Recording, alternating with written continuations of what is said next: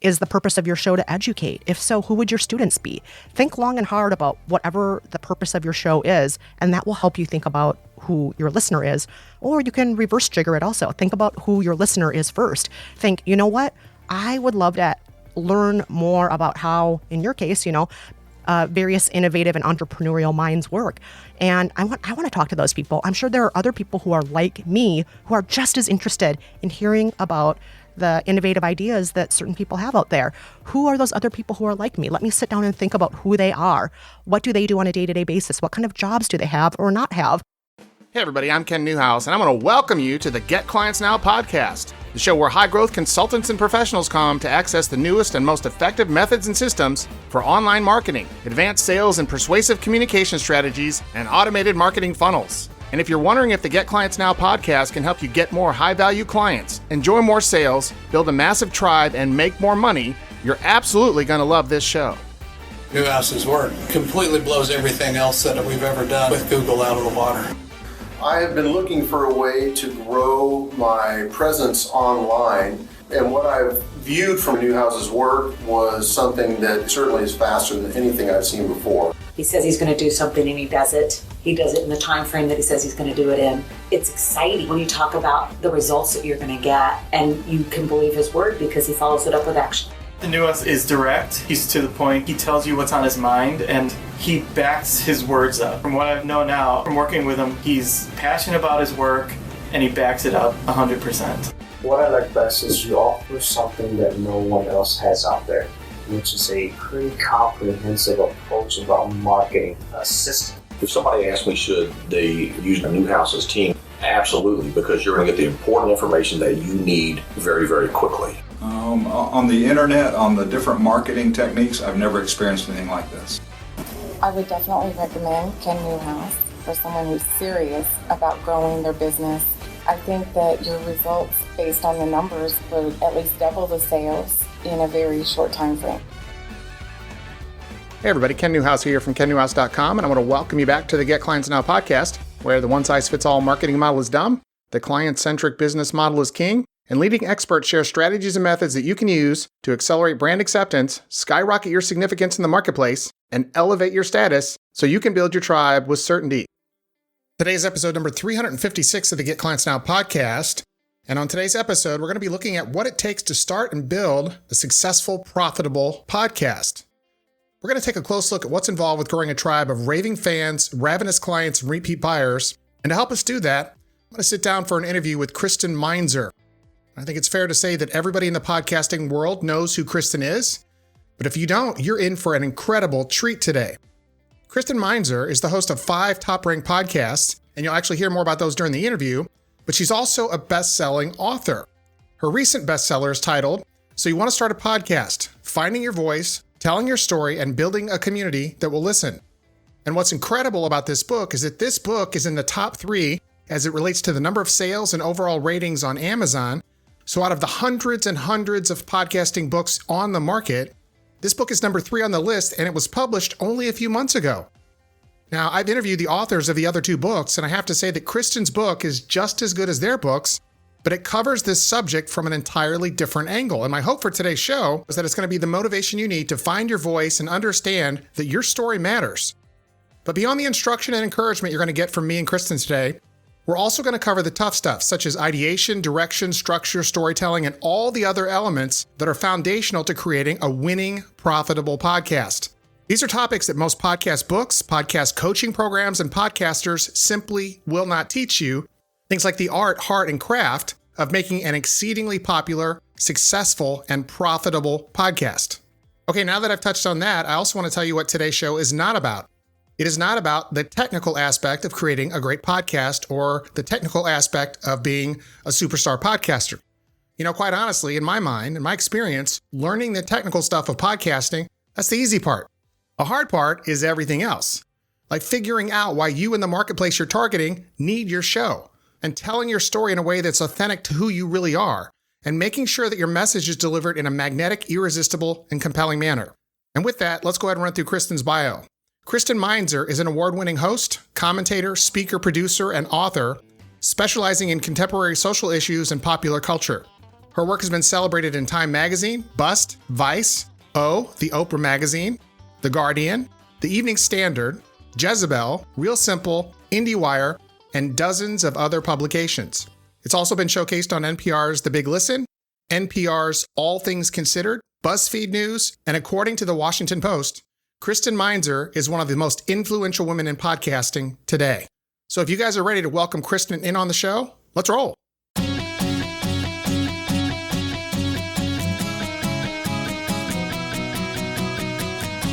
Hey everybody, Ken Newhouse here. I want to welcome you to this episode of the Get Clients Now podcast. And I've got my special guest today, Kristen Meinzer. Kristen, I went over your bio in the introduction. And so on behalf of myself and the members of Get Clients Now Nation, I want to welcome you to the show. How are you doing today? Oh, I am so good. Thank you so much for having me. So guys, again, Kristen is a multiple-time author. She's written multiple books. Today we're going to be talking about her book, So You Want to Start a Podcast. Kristen, what's the full title of that book? So you want to start a podcast, finding your voice, telling your story, and building a community that will listen. And I think this topic is relevant. And by the way, guys, it's a really good book. And I think what I'm going to start doing, I won't do this with everyone, but I do it frequently. And it seems like I've been on a little bit of a run here lately. If I have a guest on my show, it's because I believe their content's really, really good. And I think Kristen's book is good enough that I'm certainly confident in the book to this end. And that is, I want you to buy her book, invest in the book. You can find it on Amazon. Kristen, can we get that on your website as well? Or is it just on Amazon? Oh, yeah, you can get it at KristenMeinzer.com, which is my website. And of course, if you want to support independent booksellers, at bookshop.org. That's the website where when you buy a book, it always goes to an independent bookseller in your area.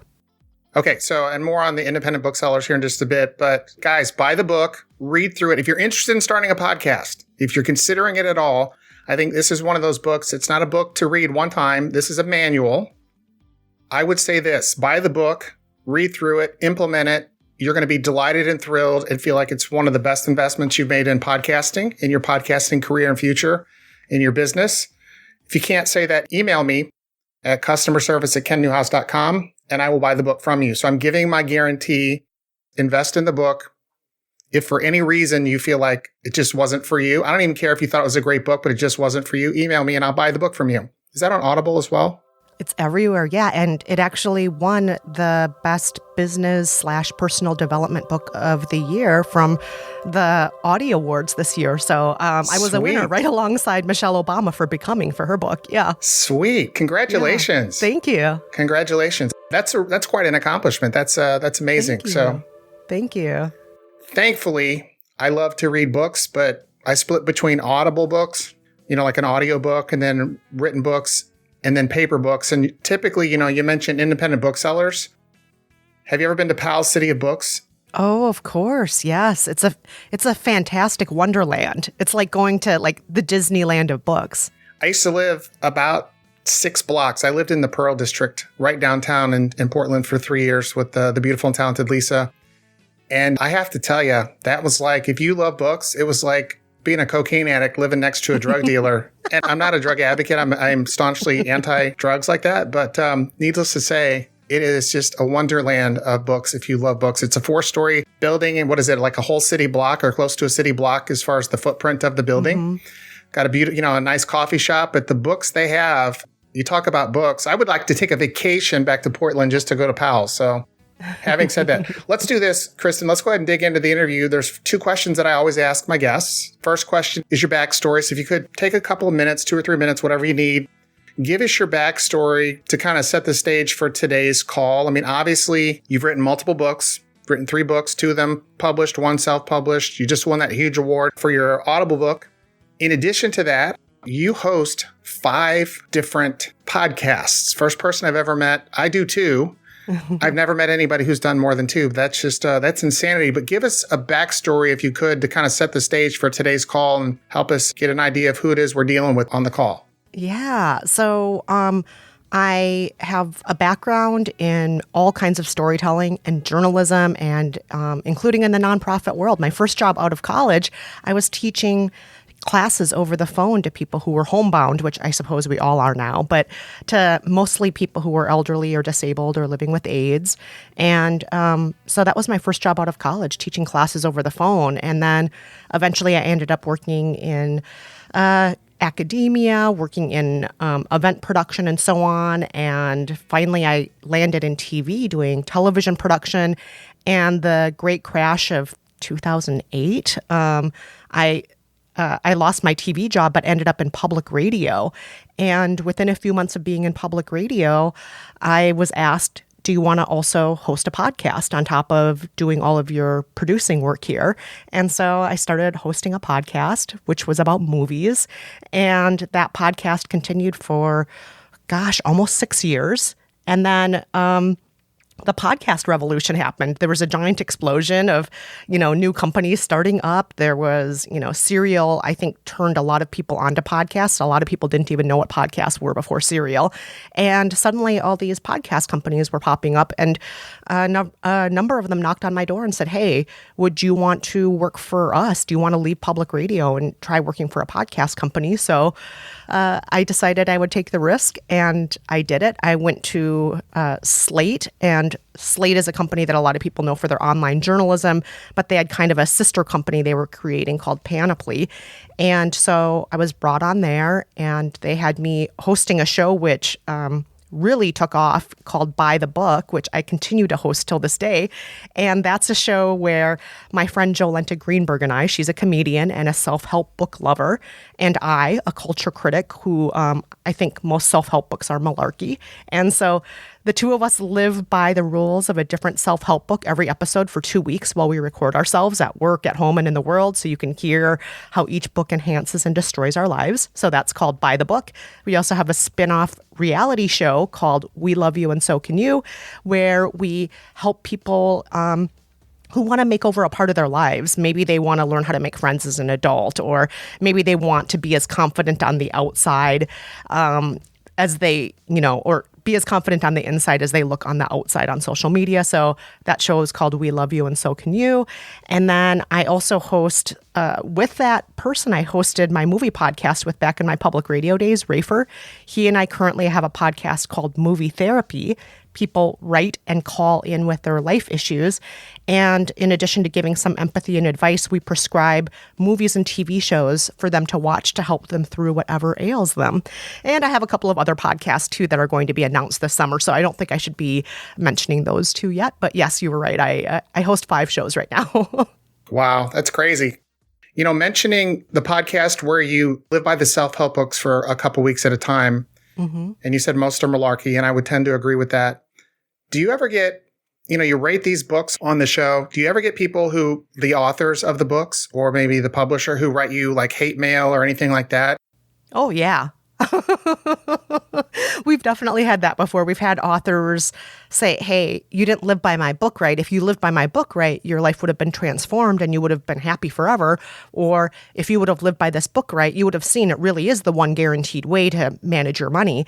So that's happened a couple of times. And interestingly, we've invited a couple of those authors who wrote in unhappy with us onto the show, and they've been delightful. Once we sat down and we talked with them, we've said, we're not here to just drag your name through the mud. We're here to talk about whether your book worked when we applied it to our own lives.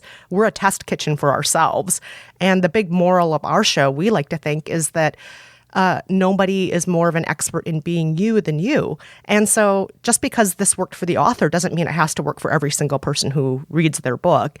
What we're trying to show is, how did it work for Jolenta? How did it work for me? And the person who listens to our show might say, no, I'm more like the author. It worked for me. Or they might say, I'm more like Jolenta, or I'm more like Kristin. Or it might be that they have a totally different experience than all of us. But yeah, the authors sometimes love us, sometimes they don't, but we feel very fortunate because a lot of the authors do, when they see that we're covering them, they get excited and they tweet about us, which always makes us feel excited because we're like, oh my gosh, they know we exist. Sweet. That's nice. And then another question. This was a question that just came up. I believe you told me you're in New York City. Yes, I'm in Brooklyn, New York. That's where Emily lives. My daughter, my middle daughter, Emily's in Brooklyn. Your accent, and maybe I'm wrong, but you don't sound like you're originally from New York. I'm thinking Minnesota or North Dakota or somewhere in the Midwest. Yes? Am I right? You are correct. Yes, I am a Minnesotan, and I I was raised partly by my grandmother, who was from Wahpeton, North Dakota. So some people think I sound a little bit more North Dakota. Some people think I sound very much the epitome of the movie Fargo, the Coen brothers movie. People say that to me a lot. But yeah, I definitely, my accent has never gone anywhere. And believe me, there have been different points where I kind of tried to when I was younger and trying to sound more sophisticated. And eventually I'm just like, whatever, this is how I talk. and it's advantageous at certain points. I have to say, when I first moved to New York, there were certainly people who I think thought that I was a little bit more naive and corn-fed than I am. And when people underestimate you, it's sometimes fun to get away with murder, prove them wrong, right? Absolutely. And just also, I was going to say, you have a sweet personality, which not that people from New York don't have that, because I've interviewed several people that are native New Yorkers. There's a distinct difference, and I think you know exactly what I'm talking about. Let's do this. One more question I have for you. Has there been anybody that, I mean, obviously you mentioned several different people, but has there been one person or one event or one instance or one book that really stands out to you that said, boom, this is it. This is going to set me in the direction to become a podcaster. This is the biggest influence. This is the one thing I can look back to and say, that was it right there. That's what set me on the path that I'm on right now. I absolutely cannot. And I say this just to reassure people out there. It's okay if there's not just one electric moment that tells you where you're supposed to go or what you're supposed to do in life. I mean, I've worked a wide variety of jobs. I've been everything from a hardware girl to a test subject to a waitress to, I've done so many different kinds of jobs. And I think it's okay if you don't have one moment that wakes you up and says, this is what you're supposed to do, because sometimes it's just a lot of small coincidences along the way. And then in retrospect, you can look back and say, oh, maybe all those years of watching Oprah after school were part of this. Maybe my Nana, who always took great interest in my stories, maybe that was a part of it. Maybe it was, all the friendships I built over the years where we would swap stories with each other and we validated each other's storytelling. And it's okay if it's all of those things. It doesn't have to be one moment, and I don't think it was for me. Sweet. So let's do this. Let's talk about podcasts. That's why you're on the show today, but it's always nice to get a backstory with the guest and learn a little bit more about them. So, you talk in the book, I mean, we don't have the time to go through the whole book, but I know there are a lot of people that are at home right now. And I know that a lot of people may be tossing around the idea of, hey, should I start a podcast? I've lost my job or just whatever the situation, or my business is going in a great direction. Some of my clients are busier than they were before this whole thing started, but I know that a lot of people are talking about and asking the question, should I start a podcast? So what would be some of the reasons that a person might start a podcast? So before anybody starts a podcast, if they approach me and say, oh, I've always wanted to start a podcast, or if I meet them at a party, or just, a friend of a friend, and they hear, oh, you podcast, I've been thinking about starting a podcast. I always say it's important to think about two questions.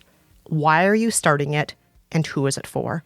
If you're not thinking about those two questions, I don't think you should start a podcast, because the why is what's going to drive your story. What is the story you're trying to tell? Why do you need to do this? What's going to make you come back day after day, week after week, and not just talk into a microphone, but then edit it, upload it, create show art, write show descriptions, interact with the people out there, promote the show? You have to have a good enough why, or you're probably not going to keep on doing it.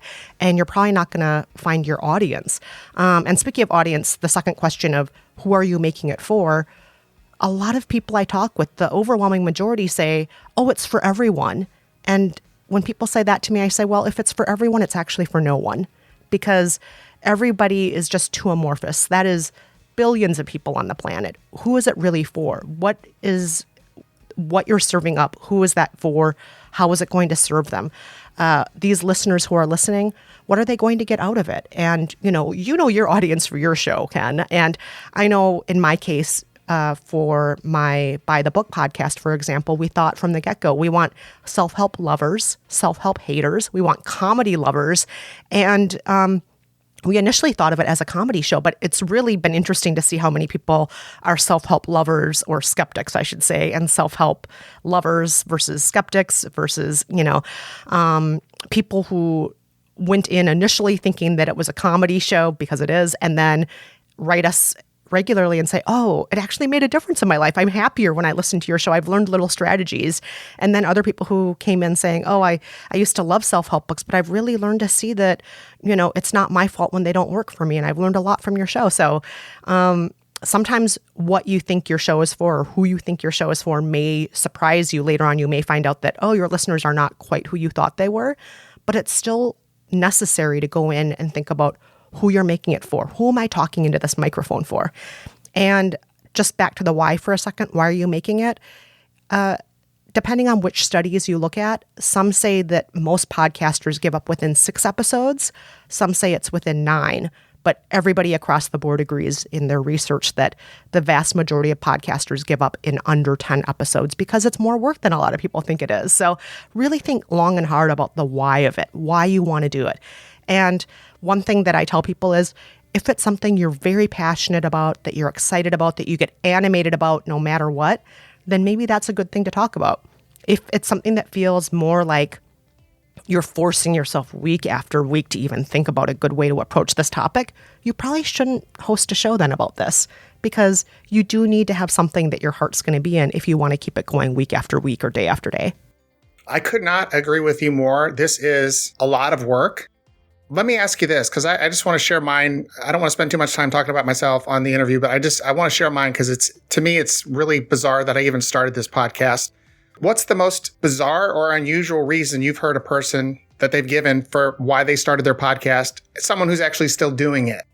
Oh, wow. Well, I don't know if any idea is too bizarre. I mean, I do talk with lots of people who, okay, this is a little bizarre. I think a lot of people think that I'm going to get rich overnight. And I have talked with a number of people who've said, oh, it's just one more revenue stream for me, passive income. I mean, I could probably make $10,000 an episode. All I have to do is, and to me, it's kind of bizarre because I think, where are you getting this messaging from? This is not true. The vast majority of podcasters do not make money from their podcast, much less $10,000 an episode. So I would say that's probably the most bizarre reason. But, I get it. We want to make money for our efforts. Kristen is absolutely right. If you think you're going to start this and become instantly wealthy from it, don't even start. This is a huge investment of time and effort and blood and sweat and tears and hard work. And starting a podcast, that's why I have so much respect for you for so many reasons. Number one, writing a book is very difficult. I don't know how much more difficult, and I would imagine it is much more difficult having to do this for a publisher than, I self-published and my motivations were different. So I have so much respect for you for that, Kristen, but also the fact that you're doing 5 different podcasts. This is so much work and people have no idea. They think it's just get on here and talk. And there's a lot more to it than that. Even if you have people helping you with your production and everything else, there's just so much to it. But aside from these wacky reasons why somebody would start a podcast, let's say somebody's really seriously considering doing this, how would they go about, you mentioned in the book, knowing who you're doing the podcast for. I would say the first person that you need to do the podcast for is for you. Oh, yes. Absolutely. It has to be for you. I mean, I love doing it. This is one of the hardest things I've ever done, and I love it. I have so much fun because I meet cool people like you. Every week, I get to interview different people. I get to find other great books. I get to learn about their backstory. It really expands my horizons of, like what's possible in the world, what people have gone through. I have a horrible story of being hit by a dump truck and almost dying, but other people have had worse things happen to them. And so it really gives me a good perspective. I love doing this, but if we're going to talk about, Kristen, knowing who we're going to do this for, let's turn it away from ourselves. How do we identify? What are some of the steps we can utilize to identify? Sorry for that long-winded diatribe there, but no, that's great. How do we go about finding and identifying who we want to do this for? I mean, look at this from a couple different sides. Let me just prep you with this. Let's say we have an established business or a really good idea for a business, or we have a really good idea for the business, but we're just not sure on identifying our ideal prospect, the people we want to really speak to in the show. What would you say for those two sides of the coin? Well, I think that one thing that I try to do with every show that I make, and in addition to hosting shows, I used to be the director of nonfiction programming at a podcast company. So I had to think about this every day, was really the content of the show, the host of the show, those two things, and the story they're telling. who is that going to speak to? What kind of relationship is the listener going to have with the host? And are they going to be seeing the host primarily as someone who is building a community of people for them who have the same challenge in life? Let's say it's a diabetes support group in some form or another that is by audio. Is it somebody who is going to be helping you to laugh every week and just be good company? And then think about who are those people who you want laughing. Is the purpose of your show to educate? If so, who would your students be? Think long and hard about whatever the purpose of your show is, and that will help you think about who your listener is. Or you can reverse jigger it also. Think about who your listener is first. Think, you know what? I would love to learn more about how, in your case, various innovative and entrepreneurial minds work. And I want to talk to those people. I'm sure there are other people who are like me who are just as interested in hearing about the innovative ideas that certain people have out there. Who are those other people who are like me? Let me sit down and think about who they are. What do they do on a day-to-day basis? What kind of jobs do they have or not have? Where do they want to be in life? How educated are they? What kind of education do they have? What part of the country do they live in? What do they eat for breakfast? Think about all of the day-to-day of that. And some people laugh when I say the what do they eat for breakfast question, but I think that's important because what if, oh, no, I don't eat breakfast, I do intermittent fasting, and plus I meditate for 6 hours a day, plus I do this. Well, that tells you that that's a certain kind of listener versus somebody who is very regimented about waking up and eating a good meal at 7 a.m. every day and then follows a strict schedule as far as raising their family and going to work and having to do, the things that, other people with families have to do. So that tells you a lot about who they are. What do they eat for breakfast? How do they spend the hours of their day? When they come home from work every day, what is the first thing they do? Is it turn on the TV? Is it turn on the radio? Is it make dinner? All of that tells you about your listener. And so think long and hard about who they are and think about how they're like you and maybe different from you. A lot of people will find that the listeners that they're seeking out, they don't even realize it, are just people like them. Yeah, that's the way I approach the show. I mean, obviously, people like me are not retired chiropractors now doing a podcast. But when I say people like me, I'm looking for people who understand the value of hard work. They understand, they're not into marketing hype. I mean, marketing hype is like the antithesis of what we're about. Some of them are professionals. I mean, it's kind of a weird mix of people that I have. About half are coaches or consultants. The other half are a large portion are dentists or chiropractors. It's definitely a weird mix. But having said that, I will say this. And I guess everybody has people that listen to their show that don't like them. I mean, I have one bad review. I got a 2-star review because I mentioned the economy last year and President Trump, and somebody railed on me for that. So let's assume this. We've decided who we want our show to be for, who we want to speak to. We know it's about us. We want to have fun. We want to deliver value to the audience. We have to keep this in mind because if we're not delivering value, if I just sat on the show and talked about myself and only talked about things that were important to me, I guess I could, but that's not going to be like a podcast that a whole lot of people are going to be listening to. So I try to find people who have a tremendous amount of value to give to the nation, the Get Clients Now Nation, whether it's in the form of a book, another podcast, a coaching program, maybe they're an accomplished business person, whatever it is. I want to bring those people on so they can share what's working for them and the things that have worked. So let's talk about the creating of the podcast format, the outline of our show. There are a lot of different kinds of shows out there. I toyed around with a couple different models. I want to get to eventually where you talk about a co-host or not have a co-host. But what are some of the different podcast formats that are available to us, Kristen, that we can consider? Some of the more popular mainstream ones. And then what's like a wacky type of a setup you've seen that is not so common? Oh, there are a million kinds of formats. The kind we're doing right now, which some people call a two-way, which is an interview show, that is probably tied with the conversation of two friends kind of podcast as far as the most common kinds of podcasts. And then as far as the actual structure, there are so many versions. There is the magazine show, which is like This American Life. You have a host who says, today in 3 acts, we're going to be talking about breakups. Act 1, Jeff and Maria talk about how they broke up and got back together multiple times and eventually got married. Act 2, we have a story from Lupe, who talks about what it was like the first time she dumped someone and how it made her feel worse than the person she dumped. And then Act 3, somebody who coaches people on how to break up. Her name is Dr. Sonia. And so then we have the host who kind of introduces the 3 acts, and then we have a story, and then a break where the host comes back. Well, we're going to take a quick break, and then we're going to come back to our next story. And then we hear another magazine segment. And so that is, a magazine-style documentary. We have sometimes an hour-long deep dive where it can be an investigative piece into one subject. We have multi-part documentaries where over the course of several episodes, like Serial, the hosts investigate something for many, many, many episodes.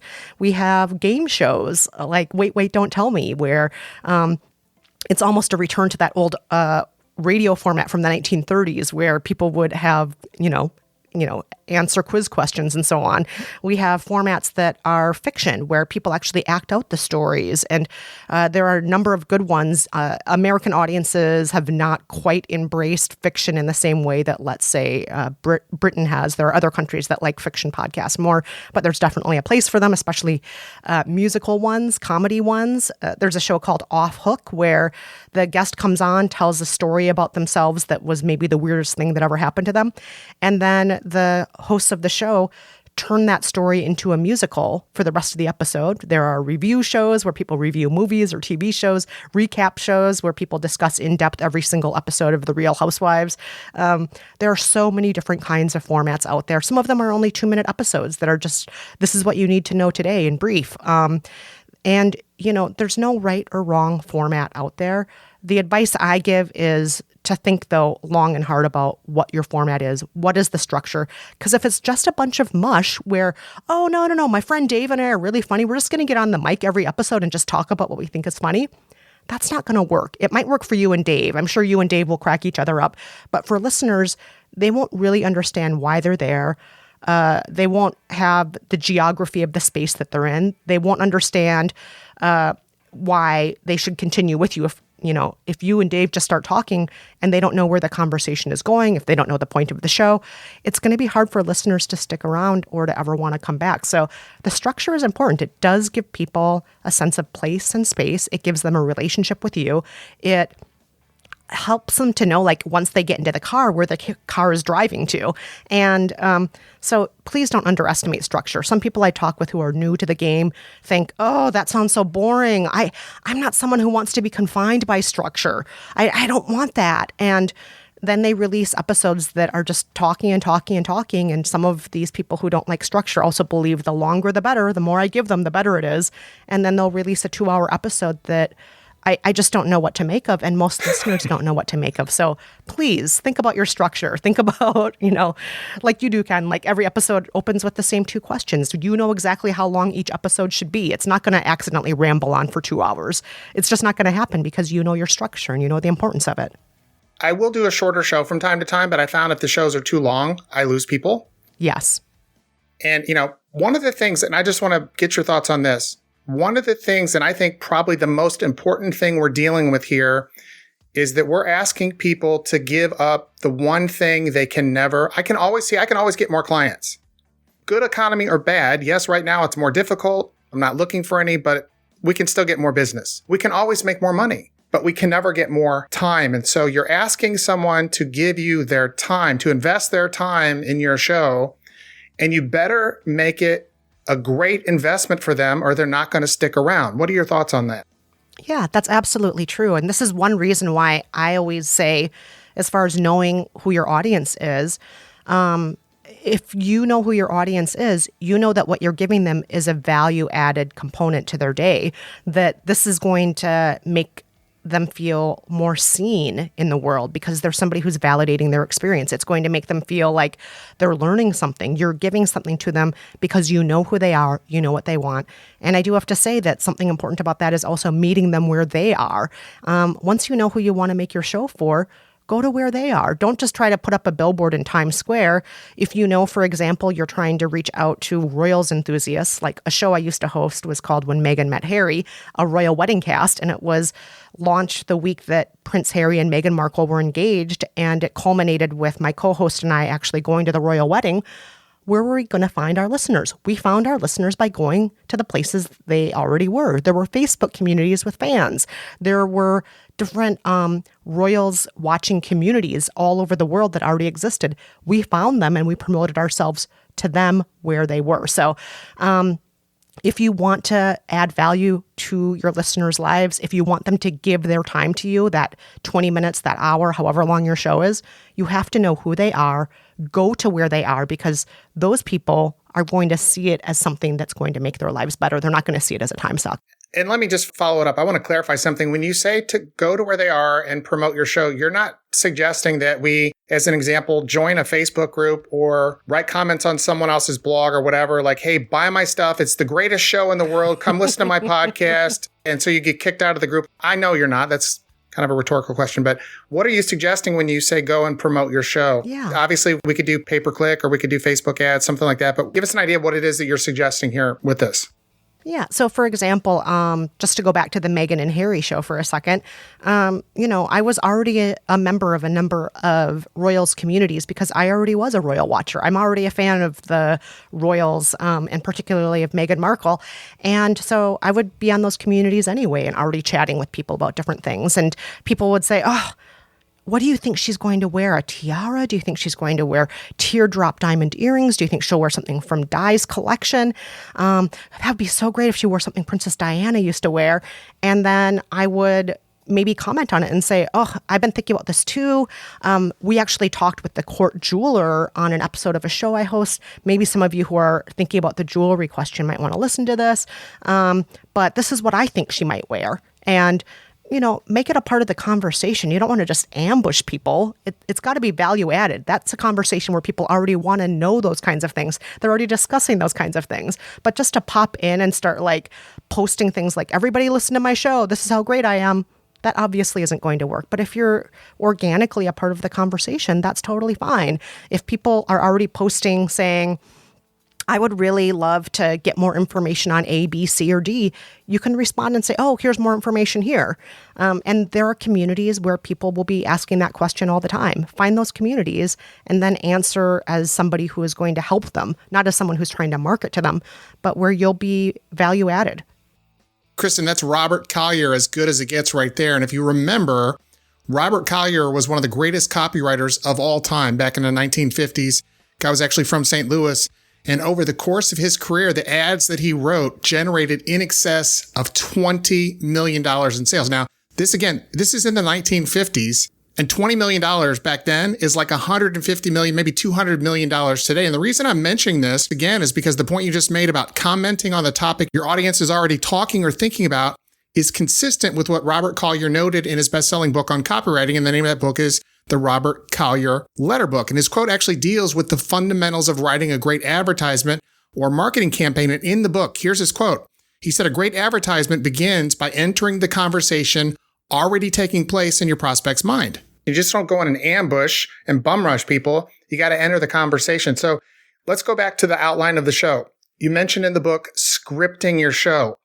Are you suggesting that we sit like for a movie and write a script for each show, or just bullet points and kind of a rough outline we can follow? And then like I do, I write a couple bullet points and then obviously I'm going to read the person's book and then I'm just going to meander. I mean, I'm having a conversation with you today because this is near and dear to me, having a podcast. So I don't have to have as many notes, but give us an idea of what you're suggesting here when you talk about scripting the show.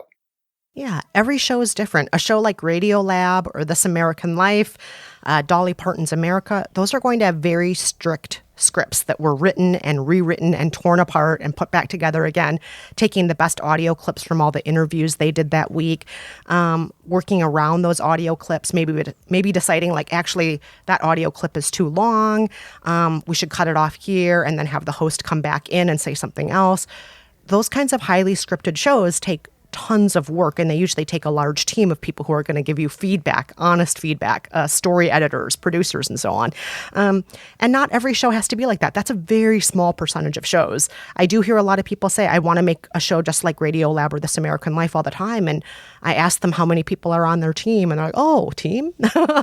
And I think the magic of those shows is that they make it sound seamless. They make it sound easy, but, it's a lot of work. So unless you have a large team, I would recommend not having a highly produced, highly scripted show. There are beautiful shows you can make, shows that are really beneficial to listeners that are as simple as the setup we have right now. You're there on your microphone, I'm here on my microphone, and that's totally fine.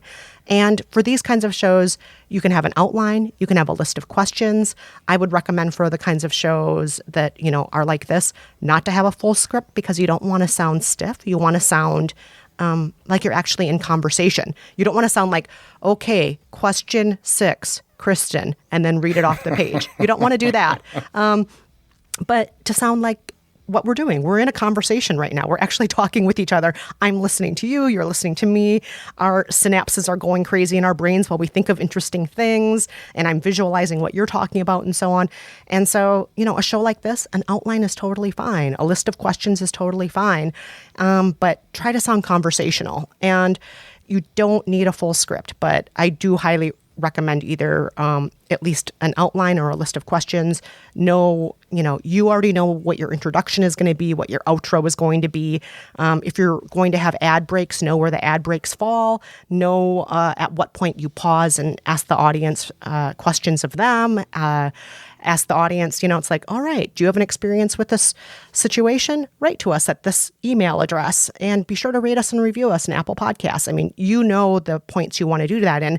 And some people, when they're first starting out, don't think about that. And that's all part of your structure. Knowing when you do shout outs to the listeners, knowing how to intro and outro, knowing when questions come in, and so on. So that's all part of structure. And I'll just add this, guys. This is all stuff that Kristin gives you. It's like a hold you by the hand, paint by numbers. It's in the book, guys. I mean, she literally walks you through every step of the process. Now, I just want to interject something. I'm going to ask you about the process of choosing guests and, the process for doing that and inviting guests and things like that. I also want to talk to you about co-hosts, but just briefly, as it relates to your comments on scripting, and you don't want to sound mechanical, I remember, and it still haunts me to this day, and I'm always really freaked out about sending people questions in advance, but I had a gal, my second show, she owned a sales training company, and she got sick, and so her husband was going to do the show for her. He was an oil and gas executive, a lot of sales experience. He said he helped her build the business, and this was my second episode. He was in between jobs. So he was going to do the show for her. She was sick. Could I send him the questions? No problem. Not at all.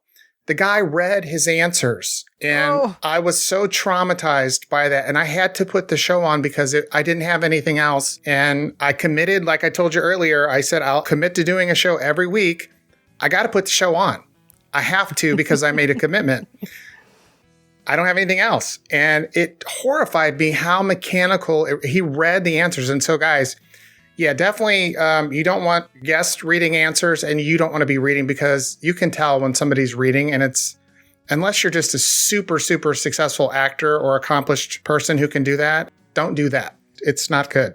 Yeah, don't do it. We've all been there, though, because there are certain guests who are like, I need to be really prepared. I'm nervous about being interviewed. And instead say, we'll probably touch on the following 3 topics. That's all you have to say. We'll probably touch on the following 3 topics. You don't have to send them your full list of 12 questions. It's funny for me when I interview, and I want to jump into these questions, but I'll just say this. It's funny for me when I'm going to interview somebody about their book, and they're like, well, I need to know what exact questions you're going to ask me about the book, because I may need to refresh myself on the book, and the book just came out 6 months ago or 3 months ago or whatever. And I'm okay, how many books have you written? Just one. And you can't remember you don't have a command of the topic. So it's okay. But anyway, so when we talk about inviting guests, what are some of the steps for deciding who we want to have on the show? And then let's kind of roll with that and talk about, okay, so these are the people we'd like to have on the show, because I think this would appeal to our audience. How do we go about asking those people to be on our show? How do we get a hold of those, get in contact? Are there certain steps we take? Are there certain protocols? Yes, absolutely. So one of the things I tell everyone to do first is be very, very familiar with the work of who you're reaching out to. I get invitations every week from people who say, oh, Kristin, I would love to have you be on my show to talk about being a librarian. And I'm like, I'm not a librarian, but they just saw the title of my show, Buy the Book, or they saw something somewhere and they misunderstood, or they will pitch themselves as a guest to me and say, oh, I would be a perfect guest to be on your show to talk about libraries or what have you, or to talk about this or that. And if they did their research, they would know that's not what my show is about. So do your research first. Make sure you actually know enough about your guest, enough about what they do. Familiarize yourself, if you can, with how they talk, if there are any videos or podcasts that they've been on. And that way you can approach them with, without asking dumb questions, without assuming something about them that isn't true. And then when you actually reach out to them, which, anybody can be found on Google. There's this great thing called Google. Use it. You can Google their first name and last name. You can Google the institute that they work at. Let's say they're a professor of economics at a certain university. You can find their email address there. Most people who are more famous are repped by either their publishing company or by one of 5 big agencies like CAA or WME. So you can just Google their names like Tom Cruise and then put in each of the agencies. If you don't know that Tom Cruise is with CAA, Creative Artist Agency, you'll soon find out if you just Google his name next to each of the agency names and then reach out to the agency and say, hey, how do I get in touch with his publicist? I want to interview Tom Cruise. So use the magic of Google. There's a million search terms you can use, and don't be afraid to enter any of them in. And so that is, I constantly have people reaching out to me. Hey, Kristin, I couldn't help but notice, you once interviewed so-and-so. Can you give me Scarlett Johansson's phone number? I'm like, no, I'm not going to give you Scarlett Johansson's phone number. You can track her down yourself. She's very easy to find because she's famous. You can find her. And so I recommend, just doing all of the searching with their institute, with their publisher, with their talent agency, whatever you can, you will, any of those search things, you will eventually find the person that you're trying to find. Then you email them and you talk about the value that you're going to bring to them by having them on your show. Dear Scarlett Johansson, I absolutely loved the work that you did in Jojo Rabbit. I think that it's important to tell stories of this nature, and I would be interested in talking with you about this and this on my show. Make clear what you want to talk about, why it would be valuable to her. And when you sign off on your email, one thing that I always do is my signature, when I write to somebody to ask them to be a guest, includes some stats about my show or includes, information about the other books I've written or the other shows that I've hosted. For example, Buy the Book has been listened to millions of times and written up on multiple best of lists, including the Oprah magazine, including the Washington Post, and then I include some of those things in the signature, and that makes me look more legitimate. So again, just find how you can reach out to them, tell them what value you'll bring to them. You will be, reaching a large audience, tell them what you're going to be asking them. And ideally, what you're going to be doing is humanizing them in a way that maybe other people aren't. And it doesn't matter if it's Scarlett Johansson or somebody who has a business podcast, whatever it is, you're going to be bringing their expertise or their story to other people. And you'll be doing it in a way that people will enjoy them for who they are, not just for the PR junket that they're frequently on. Right. Okay. And so let's look at the flip side of that. Let's say that we're talking about someone who's just starting a podcast. This is a business podcast, so I'm not sure how many people would be going after A-list celebrities. Maybe. I don't know. One guy I would love to have on my show is Mike Rowe. And really, I don't know. That would be more for me than my followers and subscribers. Having said that, but let's say that someone just started a podcast. They're just starting this. And they're thinking, I'm not set up for this. I can't say all those things about, having millions of views on Dentaltown or winning these fabulous awards next to Oprah for my audiobook and all the things that Kristin has accomplished. I don't have those things, so maybe I shouldn't start a podcast. But no, guys, listen, even if you want to get just regular non-celebrity type of people, they could be celebrities within their niche. They could be just regular business people. A lot of the people I have on my show are very successful clients who have high 6- and 7-figure businesses. They have a lot to teach my audience. And so there's a good mix of people that are on the show. So Kristin, for those type of people, what would you suggest their approach might be to reach out to a potential guest that they would like to have on the show? Yeah. So in those cases, try to find guests who have their own following, ideally, because if they have their own following, it'll help you. And their followers will, let's say it is somebody like Alexis Ohanian, founder of Reddit. So let's say, he's got bajillions of followers, and you might not get him, but you might get somebody else who's an entrepreneur on your show. And people who are a fan of Alexis Ohanian are going to just pay attention to anything he tweets or any show that he's on. So think about somebody who has a loyal audience, and they don't have to be a huge person. They just have a a loyal audience. Maybe they have 10,000 Twitter followers, or maybe they have 10,000 Instagram followers who adore them. They have a dedicated audience. So reach out to people like that if you can. And it doesn't even have to be 10,000 people. It could be, 2,000 people or 5,000 people. But find those people with dedicated audiences, reach out to them and say, hey, I want to talk with you on my show about how you became so successful about this. Or you can say, if you want to, you can flatter them a little bit first and say, I really loved the interview that you gave to such and such magazine about how you started out your company, and I'd love to learn more about that. I know my listeners would. Or you can say, if they are a content maker themselves, you can say, I loved the episode that you did last year on how you balance family life and, being an entrepreneur, being a dad and an entrepreneur. So I'm going to do a working men series, and I would love to have you on to help kick it off. And that is showing that you have a genuine interest in them. You've paid attention to what other work they've done. And in some cases, it won't be another podcast they've done. In some cases, it won't be another magazine thing they've done, but it might just be that you're familiar with their work. Like, hey, I really have admired you for the last 25 years. You've been a pillar of the community as a dentist in this community. And let's talk about how you become a beloved and trusted member of your professional community and what you do to give back. I know that you do a lot of good things beyond the great work you do as a dentist. So, get to know who the person is that you're reaching out to and all of the good work they do. Appeal to that. And I'm not saying just be a fake brown noser here. Really build admiration for the person. Know why you want to talk with them. This all helps you better understand why you would even want to talk with them to do that research. Yeah, I couldn't imagine having someone on the show that I didn't really have a fondness for. Like I told you earlier in our conversation, a lot of the guests that I have on, it's because I'm personally moved by them, or I got a lot out of it for myself. As an example, you've written a book, and I love your book. Guaranteed your book. But if I read your book and then in our conversation, that's why I do a pre-call before the show. If I had talked to you and I'm like, man, this person, she's just really cold or distant, or she's just all about herself, and I just don't think this is going to be a good value for the nation.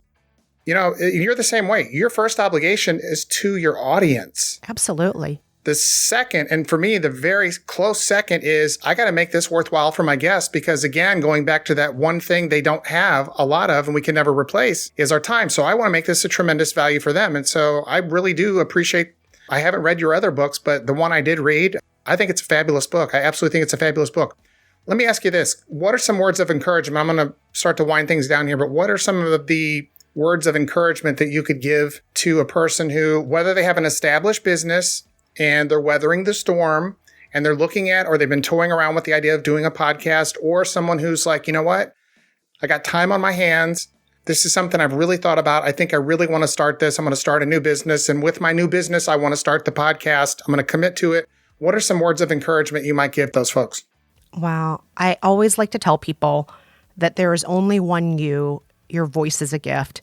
And what you are giving people, nobody else can, because there's only one you. There's only one me, and you don't need $1 million of studio equipment. I don't know if you can see, but there's a clothes drying rack behind me, which I deliberately put in here. I'm sure it looks quite messy to you, but that's because it's extra sound absorption. Being in a soft room, I have padding on the walls. I have pillows that are surrounding this area I'm sitting in, because sometimes, you don't need the fancy stuff. All you need are some extra cushiony items in a room, and you can sound better. You don't need to have a whole team of producers. You can learn how to do it yourself. You don't need a marketing team that works for the movie houses. If you know who your listener is and you meet them where they are, you can build your community around your show. You can do that. So you can do it all yourself. Almost every podcast I have done all the editing myself. I have done the hosting. I've done the guest booking. I've done the promotion for most of my shows. And anyone can do it. You really can, but you do need to believe in yourself, know why you're doing it, and know who it's for. And if you know those things, you can do everything else. Okay, that's really awesome. And I think it's funny you mentioned the clothes, you guys can't see it, and it's really inconspicuous, but you can see that it is, and it's not like a disaster. It's not like a big messy room or anything. She's got it very neatly organized behind her.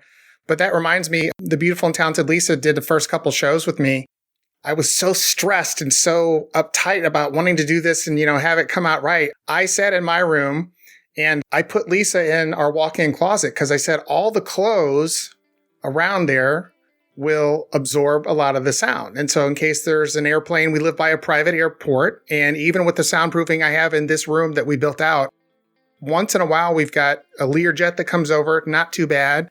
But like the air shows they do, got the Blue Angels and everything coming in. It just like vibrates the whole house. So it just shakes everything and there's no way to get around that. But Kristen, let me say this.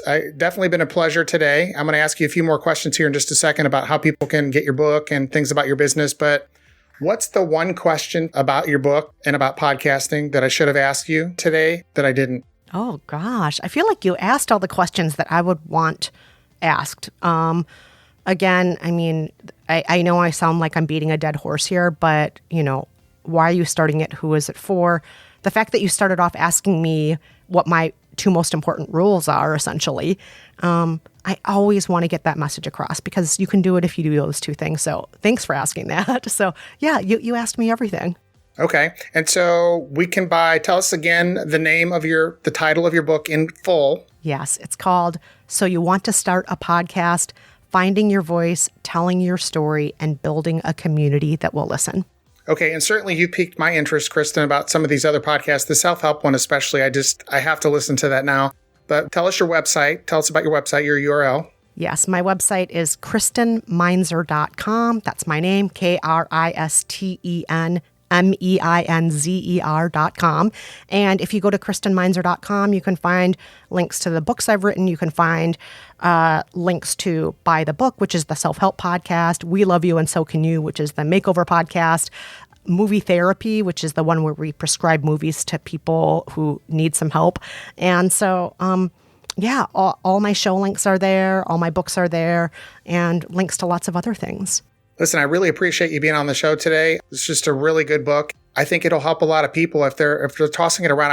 I've interviewed a lot of different people with respect to a lot of different subjects, probably 5 now as it relates to podcasting. And I would rate your book up there as far as the quality of your book and the content, right up with Stephen Wozner's book, Profitable Podcasting. I don't know if you know Stephen or not, but he wrote your book to me it's definitely not a one-time read. It's not a book that can just be, this is a book you want to refer back to. It's kind of like a manual, your go-to guide if you want to start a podcast. I think it forces you to ask a lot of questions that I think a lot of people miss in their books. Not that their books weren't good. I mean, they each had their pros and cons, but definitely it's just a great book. And I appreciate you being on the show today. And I've had a really good time. Thank you so much. This has been so much fun. What's the name of the show again where you do the self-help book thing? Buy the Book. And most people, I would recommend starting, if you're going to listen to Buy the Book, listen to the Marie Kondo Life-Changing Magic of Tidying Up episode. Okay. People really seem to think that's a good entry point into the show because most people know what the life-changing magic of tidying up is. And so I would suggest starting with that one. I had a great time today. You've been a great guest. This was really great. Thank you so much, Ken. I really appreciate it. Thanks, Kristen. Bye-bye. Our objective with this podcast is to help you and your business stand out in the marketplace by crystallizing your messaging, marketing, and communications. On behalf of the whole Ken Newhouse team, thanks for listening.